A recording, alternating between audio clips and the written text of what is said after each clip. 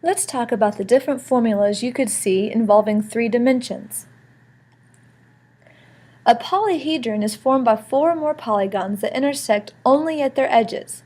Prisms and pyramids are polyhedrons, but cylinders and cones are not. So take a look at the difference between them. We have talked about Euler's formula in class. If you did not come up with the rule that we did, when we counted the vertices, edges, and faces, here's the rule you need to know for Euler. If you take the vertices minus the edges and add the faces, you should get the number 2. That would always happen for any polyhedron. So find the number of vertices, edges, and faces of this polyhedron. Use your results to verify Euler's formula. So first off, we need to identify the type of polyhedron it is. And if you notice, the base has 6 sides. So this is a hexagonal prism.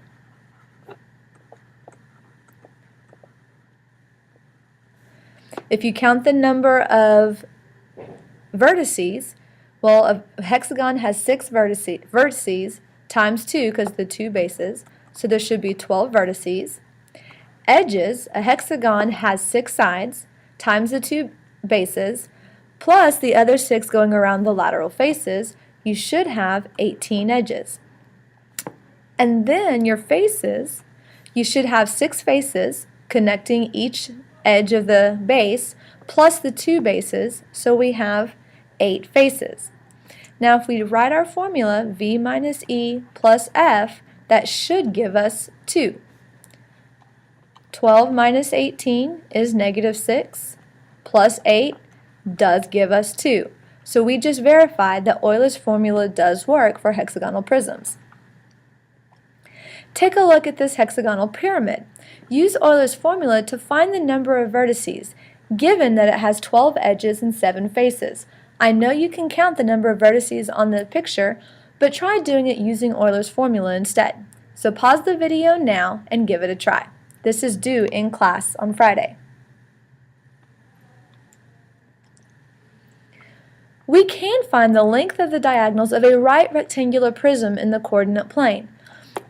Just like with any other distance, you use the distance formula, but now we are in 3 dimensions. We have a length, we have a width, and we have a height. So if we were to find the length of the diagonal of a 6 by 8 by 10 centimeter rectangular prism, we would just substitute in to this formula here. So we have 6 squared plus 8 squared plus 10 squared. And we go through and we simplify.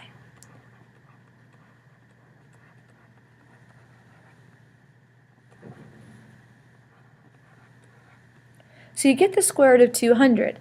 Hopefully you remember how to simplify our radicals. And we get that it is 10 square root of 2 centimeters, which is approximately 14.1 centimeters.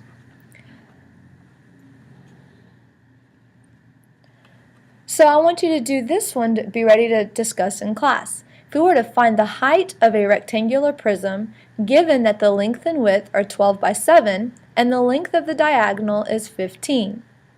So make sure you write your formula down and substitute into the correct places to find the height of this prism. Again, this is due in class. Let's talk about space. Space is the set of all points in 3 dimensions. 3 coordinates are needed, an x, y, and a z, which means you're used to seeing the x and the y-axis. Well, now we're adding this z-axis. An ordered triple is x, y, z. So what we're doing to our regular ordered pair is we have x, y. Well, now we're adding that 3rd dimension z. So to locate the point 3, 2, 4, we start here at 0, 0, 0. We go forward along the x-axis. We go right along the y-axis 2, and then we go up the z-axis to 4, and that would be the point.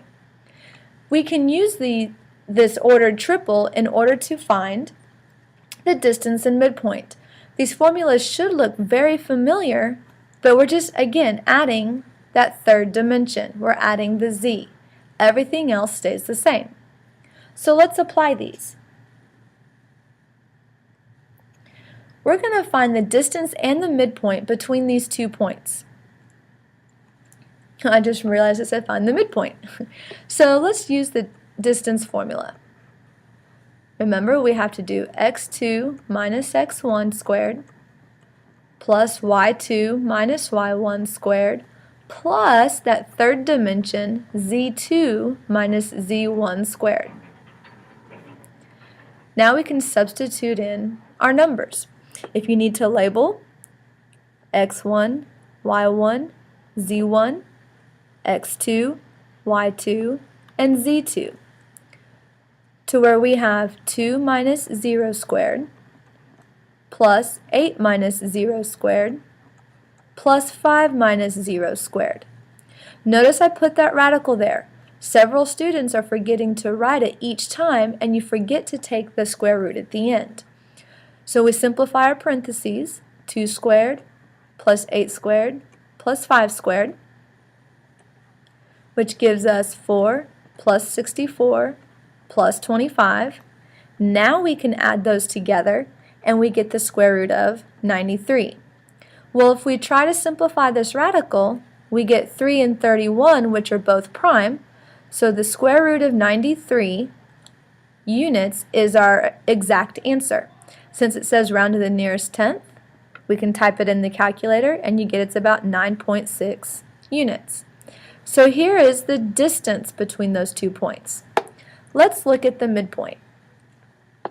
Remembering that our midpoint formula is we add our x's and divide by 2, add the y's, divide by 2, and add the z's and divide by 2.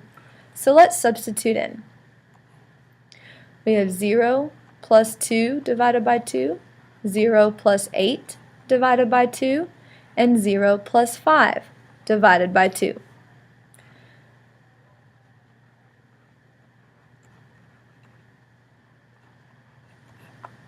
So our midpoint between these 2 points would be 1, 4, and 5 halves.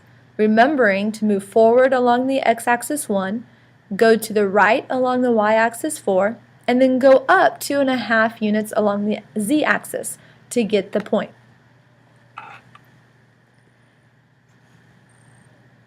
Oh, there you go.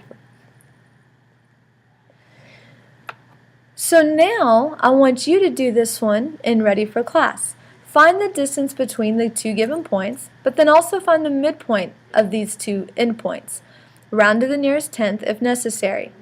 Remember that this is very similar to distance and midpoint we've done before, but now we're just adding that third dimension.